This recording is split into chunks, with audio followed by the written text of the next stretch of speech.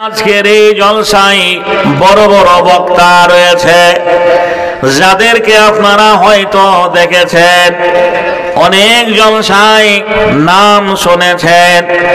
সুদূর ঝাড়খণ্ড, এখান থেকে অনেক দূরে বাংলার পরে ঝাড়খণ্ড রাজ্য থেকে এসেছেন আলহাজ বন্ধুরে আমার, মৌলানা নাজমে আলম ভাই আমার, বন্ধুরে আমার, উনি আপনাদের কাছে এসেছেন। তারপরে চতুর্বেদী মৌলানা সুদূর 24 পরগনা থেকে আবু ওবায়দা, যিনি আমাকে ছোট ভাইয়ের মতো ভালোবাসেন, ওনারা এত বড় বক্তা। পশ্চিম বাংলায় এমন একটা জেলা নেই, এমন একটা মাঠ নেই যে মাঠে বক্তব্য রাখেনি। তবে আমি এই সাগরদিঘি থানার মানুষ, অনেকে আপনারা আমাকে চেনেন, জানেন। আমি ইসলাম কবুল করার প্রারম্ভ থেকে, প্রথম থেকে বক্তৃতা মঞ্চে রয়েছি। সারা বাংলার বাঘা ভাঙা বক্তার সঙ্গে বক্তব্য রেখেছি, যারা আজকে কেউ বেঁচে নেই। সুবহানাল্লাহ। এক সময় বক্তৃতা জগতে মৌলানা আব্দুস সামাদ চৌধুরী সাহেব বর্ধমানী, উনি এমন জনপ্রিয়, তার বক্তা এমন জনপ্রিয় ছিল, তার বাংলার মাটিতে এমন একটা জায়গা নেই যেখানে বক্তব্য রাখেননি। আপনারা বক্তা সম্রাট গোলাম আহমেদ মুর্তজার নাম শুনেছেন। এই গোলাম আহমেদ মুর্তজা বর্ধমান, যিনি বহু গ্রন্থ লিখেছেন, কিতাব লিখেছেন, চেপে রাখা ইতিহাস যার লেখা, ইতিহাসের ইতিহাস যার লেখা, বাইজাপ্ত ইতিহাস যার লেখা, পুস্তক সম্রাট যার লেখা, ওহেন বক্তার সঙ্গে আমি হাবিবুল্লাহ বক্তব্য রেখেছি। ভাইরা আমার, একা করে সারা বাংলার বক্তাদের নাম বললে শেষ হবে না। কিন্তু আজকে সুবহানাল্লাহ, আমাদের দেশে একজন যোগ্য আলেম, এই তো গঙ্গা প্রসাদে বাড়ি, মৌলানা জি আবুল কাশেম জি, যিনি বাঘা লোক ছিলেন, যার সামনে বন্ধুরে আমার বেদাতিরা কথা বলার সুযোগ পেত না। সেহেন মানুষটার সঙ্গে আমি বক্তৃতা করেছি, আমি হাবিবুল্লাহ। আফসোস লাগে, তার আজকে কেউ বেঁচে নেই, সবাই চলে গেছে। ভাইরা আমার, বন্ধুরে আমার, আমরাও যারা এখানে রয়েছি, একদিন যেদিন ডাক আসবে, আমরাও একদিন চলে যাব। কেউ পৃথিবীতে বাঁচতে আসেনি, আল্লাহ রাব্বুল আলামিন আগেই জানিয়ে দিয়েছেন, যার নাফস আছে তাহার মওত অনিবার্য। কুল্লু নাফসিন যায়িকাতুল মওত, জন্মিলে মরিতে হবে। অমরকে কথা কবে চিরস্থির, কবে নীর হাই রে জীবন নদে। ভাইরা আমার, বন্ধুরে আমার, মরণের আগে কিছু ভালো কাজ আপনাকে করে যেতে হবে, ভালো কাজ আপনাকে করে যেতে হবে। যে কাজের অশিলায়, যে কাজের বিনিময়ে, যে কাজের দৌলতে পরকালে ভালো একটা আমরা জায়গা পাবো। জি বাবজি, আমরা এখানে এসেছি কেন ভাই? আমরা এখানে এসেছি কেন? এখানে আটা গম দেওয়া হবে না, আটা চাল দেওয়া হবে না। এটা জি আপনার দুয়ারে সরকারের রেশন দেওয়ার জায়গা নয়। আমরা এখানে এসেছি, যে সমস্ত ওলামায়ে দ্বীনকে দাওয়াত করা হয়েছে, ইনারা কোরআন হাদিসের আলোকে কিছু বক্তব্য রাখবেন। আমরা সাদাসিধে সহজ সরল মানুষ, অনেক চলার পথে আমাদের ভুল ভ্রান্তি আছে, সেগুলো আমরা যে মেনে, যে কথাগুলো মানলে আমাদের ঈমানটা মজবুত হবে, আমরা মুমিন হয়ে দুনিয়াতে বেঁচে থাকতে পারবো। বন্ধুরে আমার, সেই কথাগুলো আমরা আমল করব, সেই কথাগুলো আমরা আমল করব। একটা কথা জেনে রাখেন, মানুষ মসজিদে কেন যায়? মানুষ মসজিদে কেন যায়? নামাজের জন্য। নামাজ আমরা কেন পড়ি, কেন পড়ব? ভাই গো, এই জায়গাটায় আমরা এসেছি, এই জায়গাটায় এসেছি একটা জায়গা পাওয়ার জন্য। মা খালার আমার ভালো করে শুনুন, যে জায়গাটা আমরা পাওয়ার জন্য এসেছি সেই জায়গাটার নাম জান্নাত। যে মানুষ দান করে, ইতিপূর্বে আমার ভাইকে আপনারা দান করলেন, আমাকেও আপনারা দিয়ে যাবেন মাদ্রাসার স্বার্থে। একের পর একটা মানুষ একটা বক্তাকে সবাই ভালোবাসে না। যে যে বক্তাকে ভালোবাসে, যে যে বক্তার প্রতি মানুষের মহব্বত আছে, সেই বক্তাকে মানুষ দান দেয়। হয়তো অনেকেই মনে করছেন প্রধান বক্তাকে দান দেব, কিন্তু না, আমি এমন একটা অযোগ্য মানুষ।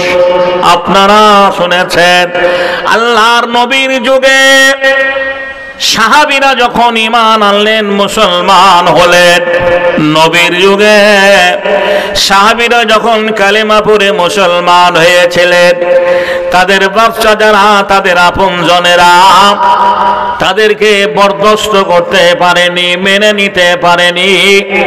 ঈমান আনার জন্য তাদেরকে তাড়িয়ে দেওয়া হয়েছিল মক্কা ছেড়ে।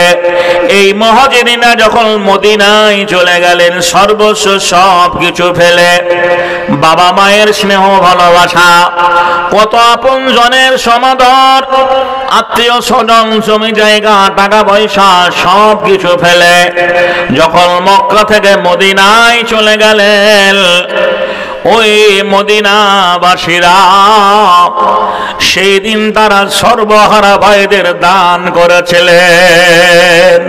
ইসলামের শুরু থেকেই দানের ভূমিকা রয়েছে। কি দান করলেন? তুমি আমার দিনী ভাই, তুমি আমার দিন এসেছো ভাই গো, এই জায়গাটা তোমাকে দান করে দিলাম, এই জায়গাটায় তুমি বাড়ি ঘর বানাও, খেজুরের বাগানটা তুমি আবাদ করো। ভাই গো, আমার ঘরে চলো, আমার ঘরে দুটো বিবি আছে, যেটা তুমি পছন্দ করবে, যেটা তোমার ভালো লাগবে, আমি সেইটাকে তালাক দিয়ে দেব, আর সেইটাকে নিয়ে তুমি সংসার করবে। এটা বলা যত সহজ, এটা শোনা যত আসান, বাস্তবে রূপ দেওয়া কত যে কঠিন, কত যে কঠিনতম কাজ। যদি মানুষ আজকে এটা মানত, আমার মতো যারা নব মুসলিম ইসলাম কবুল করেছে, তারা সারা জীবন মানুষের কাছে দ্বারস্থ হয়ে বেড়াতো না। জোরে বলেন ঠিক না বেঠিক? অনেক নব মুসলিম ইসলাম কবুল করে ঈমান আনার পরে কোন কম, কোন সংগঠন, ইসলামিক কোন সংগঠন, কোন ইসলামের কোন বক্তা, কোন জলসা মাহফিলে কোন আলেমকে আমি বলতে শুনিনি, কোন বক্তার বক্তৃতাই শুনিনি, যারা ধর্মান্তরিত হয়েছে এরা সারা জীবন তোমার কাছে দ্বারস্থ হবে না। যারা যাকাতের আওতায় পড়েছো, তারা উপযুক্ত যাকাতটা তাকে দিয়ে দাও, সে যেন নিজেকে এক বছরে প্রতিষ্ঠিত হয়ে যায়। বন্ধুরে আমার, ভাইয়েরা আমার, নবীর যুগে মদিনার আনসারীরা তাদেরকে জায়গা দিয়েছিল, ভাই জায়গাটায় বাড়ি ঘর বানাও, খেজুরের বাগানটা আবাদ করো। ভাই গো, আজ যদি কেউ ধর্মান্তরিত হয়, তারও জীবন যাত্রাটা ঠিক ওই রকম। আমি এই জন্য বলছি, আল্লাহর নবী বলেছেন তিনজন ব্যক্তির দোয়া কবুল হয় বক্তৃতার প্রারম্ভে। কার কার দোয়া কবুল হয়? মা বাপের দোয়া সন্তানের কাজে লাগে, লাগে না? লাগে না। মা বাপ যদি দোয়া করে, অনেক হাদিসের কোটেশন আছে, ধারাবাহিক ভাবে যদি আলোচনা করা হয়, আমরা সব আলেমদের মুখে শুনেছি। বানী ইসমাইলের কমের মধ্যে ওই যে তিনজন বন্ধু সফরে গেছিল, জি, একটা গুহার মধ্যে ঝড় বৃষ্টি দেখে তারা নিজের জান বাঁচার জন্য ঢুকে পড়লো। সেই গুহারের মুখটা, পাথরটা বন্ধ হয়ে গেল, একটা পাহাড় পথর এসে মুখটা বন্ধ হয়ে গেল।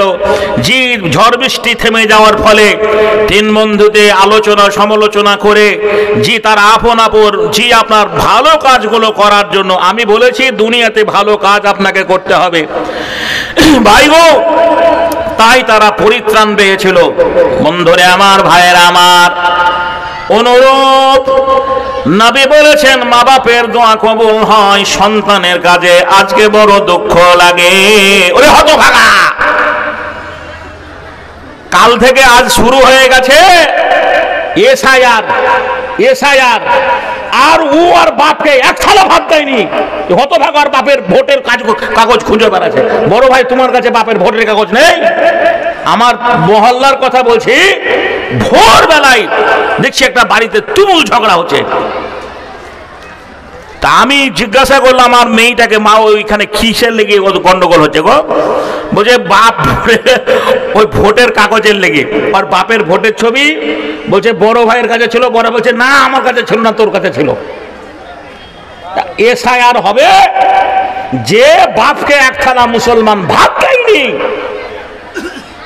তার নাগরিকত্ব বজায় রাখার জন্য, এসআইয়ের হাত থেকে বাঁচার জন্য মরা বাপের ভোটের ছবি নিয়ে গন্ডগোল। আমরা এইরকম মুসলমান ভাইজানের আমার, যাদের বাপ বেঁচে আছে সেই যুবকদের বলবো, যুবক নওজোয়ান শুনে নাও, মাঝে মাঝে এইরকম সরকারের দরকার আছে। যদি এই এসআইআর না হতো তাহলে ওই যুবকের বাপ মায়ের কথা মনে পড়তো না, নাকি বলছেন? বাপ মায়ের কথা মনে পড়তো না। আমরা প্রাইমারি স্কুল থেকে পড়েছি হাই স্কুল পর্যন্ত, তো 4 থেকে 5-এ ভর্তি হলাম। তো 5-এ অ্যাডমিশন নেওয়ার পরে মাধ্যমিক পর্যন্ত আর কোনো টাকাই লাগেনি, কোনো কিছু হয়নি। আর এখন প্রতি বছরই আপনাকে নাম রেজিস্ট্রেশন করতে হবে, নাকি বলছেন? প্রতি বছরই নাম রেজিস্ট্রেশন করতে হবে, টাকা লাগবে। অনুরূপ ভারতবর্ষে বেঁচে থাকতে গেলে আপনাকে মাথায় রাখতে হবে, যখনই ভোট হবে, আমার যতই ভোটের কাগজ ঠিকঠাক থাকুক, ভোটের আগে 6 মাস আগে একটা দামামা বাজবে, কখনো এনআরসি, কখনো এমপিআর, কখনো অমুক, কখনো তমুক, জি। আর মাঝে মাঝে আপনাকে হয়রানি ফেলবে, কাগজপাতি ঠিকঠাক রাখতে হবে, জি। সামনে 2026-এর ভোটকে সামনে রেখে আজকের এই এসআইআর, জি। আজকে এসআইআর দাড়িওয়ালা টুপিওয়ালা লোকদের দেখলে ওদের গা জ্বালা করে। একবার এসআই ঠিকভাবে নখদর্পণে সংবিধান অনুযায়ী করে দেখ, কারা বাদ যাবে, জি। আমি চ্যালেঞ্জ করে বলছি, পশ্চিম বাংলার মাটিতে জি 10টাও মুসলমান বাদ যাবে না। যারা আদি স্থানীয় মানুষ মুসলমান, যে 100 জনও বাদ যাবে না, ওদের কয়েক হাজার বাদ চলে যাবে, এটাই বাস্তব। কেননা অমুসলমানরা এদেশে এসেছে, মুসলমানরা এদেশ থেকে অন্য দেশ থেকে আসেনি, জি আসেনি। ভাইরা আমার, বন্ধুরা আমার, অভিভাবক গার্জেনদের বলবো, এখানে মা খালারাও আছে, বক্তৃতা কোন দিকে যে নিয়ে যাব ভেবেই পাচ্ছি না।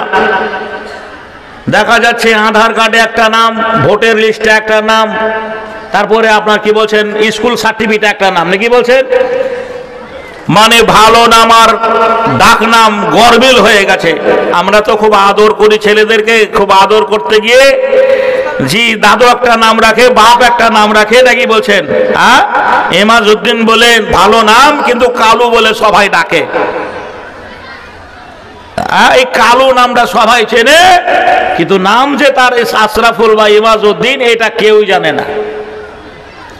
ভাইরা আমার, একটা কথা বলবো, নামাজটা যেমনি ইবাদত, শরীয়ত সম্মত ভালো নাম আপনাকে রাখতে হবে, আজে বাজে নাম রাখা যাবে না।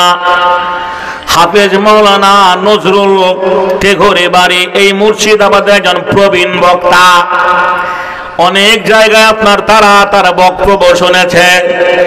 নামের ব্যাপারে উনি বলতেন, বর্তমান মুসলমান এমন একটা জায়গায় চলে গেছে, শরীয়ত হারা মুসলমান, কোরআন ভোলা মুসলমান, হাদিস কোরআন সম্মত আর নাম রাখে না।